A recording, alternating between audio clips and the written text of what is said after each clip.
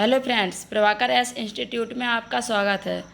दोस्तों, आज हम इतिहास से संबंधित कुछ प्रश्नों पर चर्चा करेंगे जो कि आने वाली परीक्षा पैट के लिए बहुत ही महत्वपूर्ण है। दोस्तों, इस चैनल पर सभी टॉपिक से वीडियो बनाए जा रहे हैं जो कि पैट के लिए बहुत ही महत्वपूर्ण है। तो प्रश्न नंबर 1 है, 28 दिसंबर 1885 को भारतीय राष्ट्रीय कांग्रेस की स्थापना गोकुलदास तेजपाल संस्कृत स्कूल के परिसर में कहाँ हुई थी? तो ऑप्शन नंबर ए है दिल्ली, बी है बम्बई, सी है कलकत्ता, डी है मद्रास। तो इसकी स्थापना हुई थी बी बम्बई में। 1884 ईस्वी में एक सेवानिवृत्त अंग्रेज अधिकारी ए.ओ. ह्यूम के प्रयत्नों से एक संस्था इंडियन नेशनल यूनियन की स्थापना की गई। नेक्स्ट है, एलन ऑक्टेवियन ह्यूम एक सेवानिवृत्त अंग्रेजी आईसीएस अधिकारी ने किस वर्ष में भारतीय राष्ट्रीय संघ का गठन किया था? ऑप्शन नंबर ए 1862, बी है 1876, सी है 1884, डी है 1891। तो अभी जैसा बताया इसका ऑप्शन नंबर सी सही है। 1884 में जो आईसीएस अधिकारी थे एलन ऑक्टेवियन ह्यूम, उन्होंने भारतीय राष्ट्रीय संघ का गठन किया था। नेक्स्ट है, भारत में राष्ट्रीय मान को संविधान सभा द्वारा कब ग्रहण किया गया? तो भारत में राष्ट्रीय गान को संविधान सभा द्वारा कब ग्रहण किया गया? इसके ऑप्शन है 15 अगस्त 1947, बी है 26 जनवरी 1950, सी है 1 जनवरी 1948, डी है 24 जनवरी 1950। तो इसका ऑप्शन नंबर डी सही है। 24 जनवरी 1950 को भारत का जो राष्ट्रीय गान है उसे ग्रहण किया गया और इसके रचयिता रविन्द्रनाथ टैगोर हैं। और जनगण मन सर्वप्रथम 27 दिसंबर 1911 को भारतीय राष्ट्रीय कांग्रेस के कलकत्ता अधिवेशन में गाया गया था और राष्ट्रगान गाने में 52 सेकंड लगते हैं और इसे 24 जनवरी 1950 को अधिग्रहण किया गया। नेक्स्ट है, जनगण मन जो भारत का राष्ट्रीय गान है सर्वप्रथम कब गाया गया था? तो ऑप्शन नंबर ए 27 दिसंबर 1911 में, 15 अगस्त 1947 में, 24 जनवरी 1950 में या 26 जनवरी 1950 में। यहाँ पे 1911 होना चाहिए था। तो कब गाया गया था? तो 27 दिसंबर 1911 को गाया गया था कांग्रेस के अधिवेशन में, कलकत्ता अधिवेशन में। नेक्स्ट है, राष्ट्रगान सर्वप्रथम कब और कहाँ गाया गया?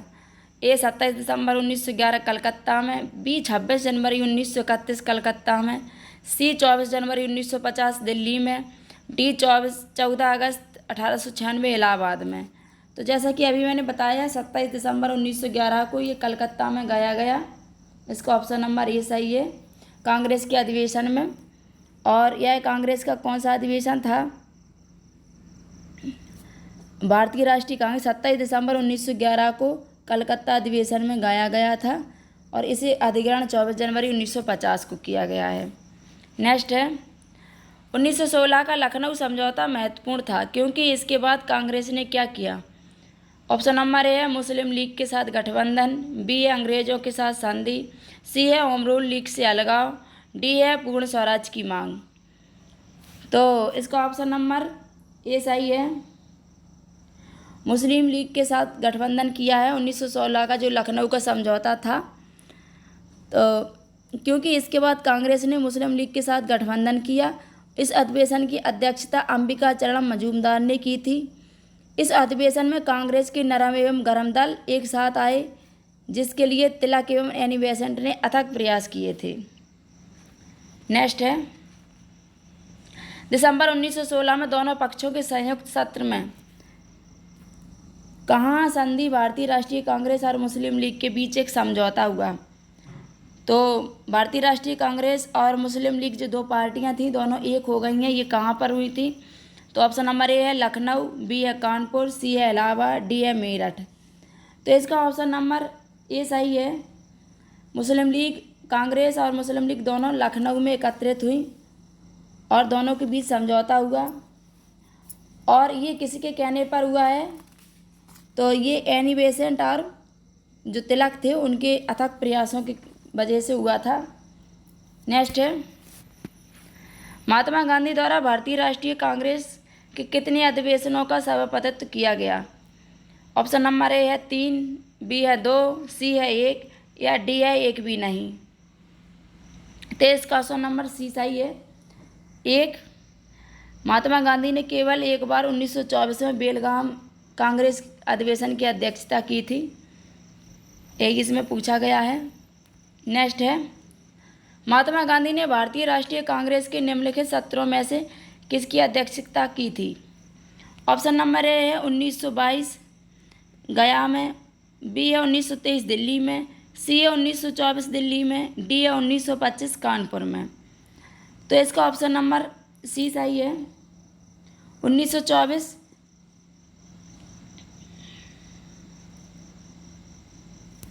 नेक्स्ट है, महात्मा गांधी भारतीय राष्ट्रीय कांग्रेस के अध्यक्ष किस वर्ष बने? 1922 में, 1923 में, 1924 में या 1925 में?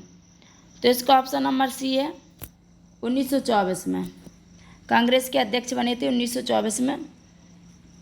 सुभाष चंद्र बोस किस वर्ष कांग्रेस पार्टी के अध्यक्ष बने थे? Option number A 1932, B 1938, C 1941, D है 1943। तो जो सुभाष चंद्र बोस थे वो कांग्रेस पार्टी के अध्यक्ष 1938 में बने थे, इसका ऑप्शन नंबर बी सही है। और ये हरिपुरा कांग्रेस अधिवेशन में कांग्रेस पार्टी के अध्यक्ष बने थे। 1939 को त्रिपुरी अधिवेशन में भी वह कांग्रेस के अध्यक्ष चुने गए, लेकिन कुछ मतभेदों के चलते उन्होंने अध्यक्ष पद से इस्तीफा दे दिया। नेक्स्ट है, जब सुभाष चंद्र बोस ने भारतीय राष्ट्रीय कांग्रेस के अध्यक्ष पद से इस्तीफा दिया तो इस पद का प्रस्ताव किसे दिया गया? ऑप्शन नंबर ए है जे.वे. कृपलानी, बी है डॉक्टर राजेंद्र प्रसाद, सी है पट्टाभी सीतारामैया, डी है जवाहरलाल नेहरू।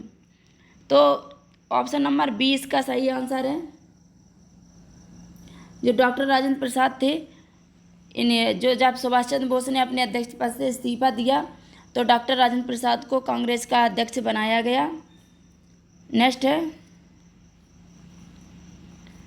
भारतीय राष्ट्रीय कांग्रेस के अधिवेशन की सर्वप्रथम किस मुसलमान ने अध्यक्षता की? लियाकत अली खान ने, सर सैयद अली खान ने, मौलाना आज़ाद ने, बदरुद्दीन तैयब जी ने। तो इसका ऑप्शन नंबर डी सही है। जो बदरुद्दीन तैयब जी थे वो सर्वप्रथम मुसलमान अध्यक्ष बने थे भारतीय राष्ट्रीय कांग्रेस के, और ये 1887 ईस्वी में मद्रास अधिवेशन की अध्यक्षता की थी इन्होंने। नेक्स्ट है, अंग्रेज़ों से आज़ादी के लिए लड़ रहे भारतीयों द्वारा उठाई शपथ की वे सिर्फ भारतीय निर्मित सामानों विशेष रूप से कपड़े का उपयोग करेंगे। कौन सा आंदोलन कहा जाता है? भारत छोड़ो आंदोलन या विदेशी आंदोलन या स्वदेशी या होम रूल? तो इसका ऑप्शन नंबर सी सही है। जो हमारा स्वदेशी आंदोलन था उसकी रणनीति थी कि ब्रिटिश उत्पादों का बहिष्कार और घरेलू उत्पादों और उत्पादन प्रक्रिया का पुनरुत्थान शामिल था। इस रणनीति का लक्ष्य ब्रिटेन में बने माल का बहिष्कार करना था तथा भारत में बने माल का अधिकाधिक प्रयोग करना था। यह आंदोलन वर्ष 1905 में प्रारंभ हुआ था। नेक्स्ट है, ब्रिटिश भारत सरकार ने बंगाल के विभाजन को लागू करने के निर्णय की घोषणा कब की थी? 7 अगस्त 1905 में, 20 जुलाई 1905 में, सी है 16 अक्टूबर 1905 में, डी है 1 सितंबर 1905 में। तो जो ब्रिटिश भारत सरकार ने बंगाल के विभाजन को लागू करने की घोषणा कब की थी? तो इसका ऑप्शन नंबर बी सही होगा। 20 जुलाई 1905 को घोषणा की थी। नेक्स्ट है, लॉर्ड कर्जन के बंगाल विभाजन के पीछे निम्नलिखित में से कौन एक मकसद नहीं था? बंगाली राष्ट्रीयता के मूल पर हमला करना, बांटो और शासन करो की नीति, ब्रिटिश राज्य की शक्ति का प्रदर्शन, सरकार के प्रशासनिक भार को सहज करना। तो इसका ऑप्शन नंबर सी सही है। जो लॉर्ड कर्जन था उसने ब्रिटिश राज की शक्ति का प्रदर्शन किया था। और बंगाल विभाजन के पीछे एक मकसद नहीं था। और ये बंगाल विभाजन 1905 में हुआ, जिसके पश्चात स्वदेशी आंदोलन चलाया गया था। नेक्स्ट है, निम्नलिखित में से किसने बंगाल विभाजन के विरोध में हुए आंदोलन का नेतृत्व किया था? ऑप्शन नंबर ए है सुरेंद्रनाथ बनर्जी ने, सी.आर. दास ने, आशुतोष मुखर्जी ने या रविन्द्रनाथ टैगोर ने। तो बंगाल विभाजन के विरोध में हुए आंदोलन का नेतृत्व किसने किया था? इसका ऑप्शन नंबर ए सही है। जो सुरेंद्रनाथ बनर्जी थे उन्होंने इसका नेतृत्व किया था। 20 जुलाई 1905 को बंगाल विभाजन के निर्णय की घोषणा की गई। 7 अगस्त 1905 को कलकत्ता के टाउन हॉल में हुई ऐतिहासिक बैठक में स्वदेशी आंदोलन की घोषणा की गई। 16 अक्टूबर 1905 को बंगाल विभाजन प्रभावी हुआ। इस दिन को पूरे बंगाल में शोक दिवस के रूप में मनाया गया। तो 1911 में दिल्ली दरबार में बंगाल विभाजन को निरस्त करने की घोषणा की गई। तो दोस्तों पूछा जाए कि शोक दिवस कब मनाया गया, तो 16 अक्टूबर 1905 को। गांधी जी ने 1904 में डरबन के बाहर कौन सी बस्ती नामक एक सामुदायिक क्रियाशील मठ की स्थापना की थी? रसिकन, नटाल, प्रिटोरिया या फिनिक्स? तो इसका ऑप्शन नंबर डी सही है। जो फिनिक्स नामक मठ की स्थापना की थी 1904 में। डरबन जो कि दक्षिण अफ्रीका में पड़ता है, वहाँ पे फिनिक्स आश्रम की स्थापना की। फिनिक्स महात्मा गांधी द्वारा स्थापित प्रथम आश्रम था। गांधी जी ने दक्षिण अफ्रीका में 1894 में नटाल इंडियन कांग्रेस की स्थापना भी की थी। नेक्स्ट है, महात्मा गांधी वापस चलने वाले जहाज SS सफारी द्वारा दक्षिण अफ्रीका के कहाँ पहुँचे थे? मतलब किस शहर में? तो ऑप्शन नंबर ए है जोहान्सबर्ग, बी है केपटाउन, सी है डरबन, डी है पोर्ट एलिजाबेथ। तो दोस्तों ये सभी दक्षिण अफ्रीका के शहर हैं। तो सबसे पहले ये कहाँ पर पहुँचे थे? तो ऑप्शन नंबर इसका सी सही है। जो डरबन नाम की जगह थी वहाँ पहुँचे थे। उस समय गांधी जी सिर्फ 24 साल के थे और 1893 में एक गुजराती व्यापारी दादा अब्दुल्ला का मुकदमा लड़ने के लिए ये वापस चलने वाले जहाज़ से दक्षिण अफ्रीका के डरबन में गए थे। महात्मा गांधी दक्षिण अफ्रीका में किस वर्ष में पहुँचे थे? तो ऑप्शन नंबर ए 1893, बी है 1905, सी है 1899, डी है 1914। तो 1893 में पहुँचे थे। नेक्स्ट है, रंगभेद के कारण महात्मा गांधी को किस वर्ष दक्षिण अफ्रीका के पीटरमार्टिज रेलवे स्टेशन के प्रथम श्रेणी के रेल डिब्बे से सामान सहित बाहर फेंक दिया गया था? जो पीटरमार्टिजबर्ग था रेलवे स्टेशन, तो किस वर्ष फेंक दिया था? 1890 में, 1891 में, 1892 में, 1893 में। तो इसका ऑप्शन नंबर डी सही है। ये घटना 1893 की है। डरबन में एक सप्ताह रुकने के बाद वह प्रिटोरिया के लिए रवाना हुए। यात्रा के दौरान रास्ते में उन्हें अपमानित किया गया और पीटरमार्टिजबर्ग रेलवे स्टेशन पर रंगभेद के कारण प्रथम श्रेणी के रेल डिब्बे से सामान सहित बाहर फेंक दिया गया। नेक्स्ट है, महात्मा गांधी ने सत्याग्रह सभा की स्थापना किस वर्ष में की थी? दिसंबर 1920 में, मार्च 1918 में, फरवरी 1919 में या अप्रैल 1921 में? तो इसका ऑप्शन नंबर सी सही है। जो फरवरी 1919 में इन्होंने सत्याग्रह सभा की स्थापना की थी। नेक्स्ट है, महात्मा गांधी ने निम्न पुस्तकों में से किसको पार्लियामेंट की बाज और वेश्या कहा है? तो महात्मा गांधी ने ब्रिटिश पार्लियामेंट को बाज और वेश्या कौन सी पुस्तक में कहा है? सर्वोदय अथवा यूनिवर्सल डॉन, बी है एन ऑटोबायोग्राफी अथवा the story of my experiment with truth, C है हिंद स्वराज, डी है दी स्टोरी ऑफ ए सत्याग्रही। तो ऑप्शन नंबर सी, जो हिंद स्वराज नामक इन्होंने पुस्तक लिखी थी, उसमें इन्होंने ब्रिटिश पार्लियामेंट को बांझ और वेश्या कहा था। यानी कि ब्रिटिश में पार्लियामेंट कहते हैं और इंडिया में उसे संसद कहते हैं। महात्मा गांधी ने निम्नलिखित में से किसे अपना राजनीतिक गुरु माना है? बाल गंगाधर तिलक, बी है गोपाल कृष्ण गोखले, सी है दादा भाई नौरोजी, डी है BR अम्बेडकर। तो इसका ऑप्शन नंबर 20 सही है। जो गोपाल कृष्ण गोखले थे वो महात्मा गांधी के राजनीतिक गुरु थे। महात्मा गांधी ने गोखले माई पॉलिटिकल गुरु पुस्तक भी लिखी है। नेक्स्ट है 1917 का कौन सा सत्याग्रह महात्मा गांधी का पहला सत्याग्रह था और भारतीय स्वतंत्रता आंदोलन में एक बड़ा विद्रोह था। तो दोस्तों ऑप्शन नंबर ए है खेड़ा, बी है भारत छोड़ो, सी है नागरिक अवज्ञा, डी है चंपारण। तो दोस्तों अगर ये सेशन पसंद आए तो इसे शेयर करें, सब्सक्राइब करें, लाइक करें।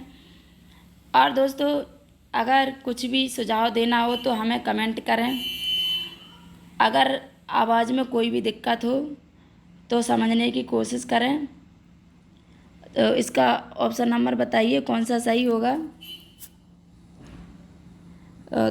इसका ऑप्शन नंबर डी सही होगा। तो चंपारण में किसानों के हक के लिए शुरू किया गया बिहार के चंपारण में 1917 में सत्याग्रह भारत में महात्मा गांधी का पहला सत्याग्रह था। महात्मा गांधी को चंपारण आने तथा कृषकों की समस्या की जांच करने के लिए राजकुमार शुक्ल ने राजी किया था। तो इसका ऑप्शन नंबर डी सही है। थैंक यू दोस्तों।